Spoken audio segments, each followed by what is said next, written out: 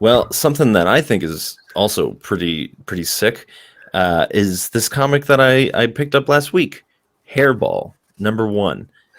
When I picked up this comic last week, I didn't realize that there was a finger on the cover because I was just so enthralled with Oh, yeah. the cat. I'm like, that's a great like water painting of a cat, and I didn't realize that there was a finger at the bottom.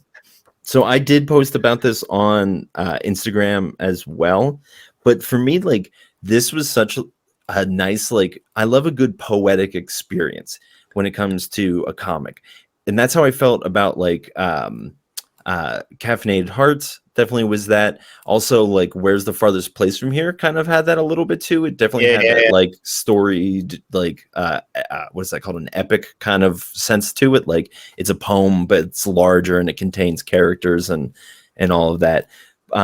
This was definitely very much just like even how the panels were laid out. So the story is kind of told between cutting in between seeing this young girl whose name I forget. Look at us both not remembering names. She's getting adopted into this house that's not really great. The father is works, has to work a lot because the adopted daughter has some medical issues and they have to pay for everything. So he's very resentful of that because he didn't really want the kid. His wife talked him into it. And so a lot of the story is cutting in between seeing that story and then going into like a therapy session with the girl. So you see in this panel, it does this a lot throughout this. It just cuts to her and like these 4 panels. That's her talking to the therapist. So okay.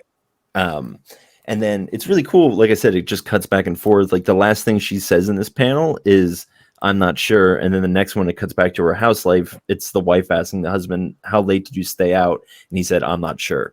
So it's just even like this thing of like showing how like kids pick up on stuff.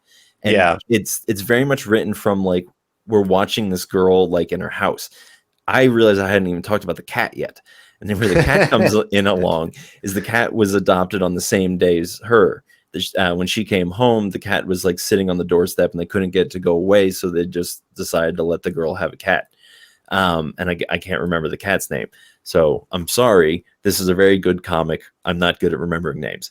But yeah, so the cat seems to kind of be like an imaginary friend. Like it's kind of like that stereotype where like the girl's like, oh, the cat's been telling me things. And they're just like, oh, that's not how real life works.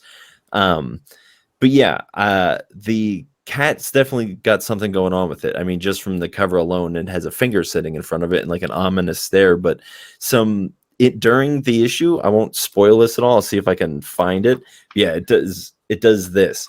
It makes a creepy face where one of its pupils just turns sideways. So it's very unsettling. But it was a lot of fun. That's going to be in my dreams tonight.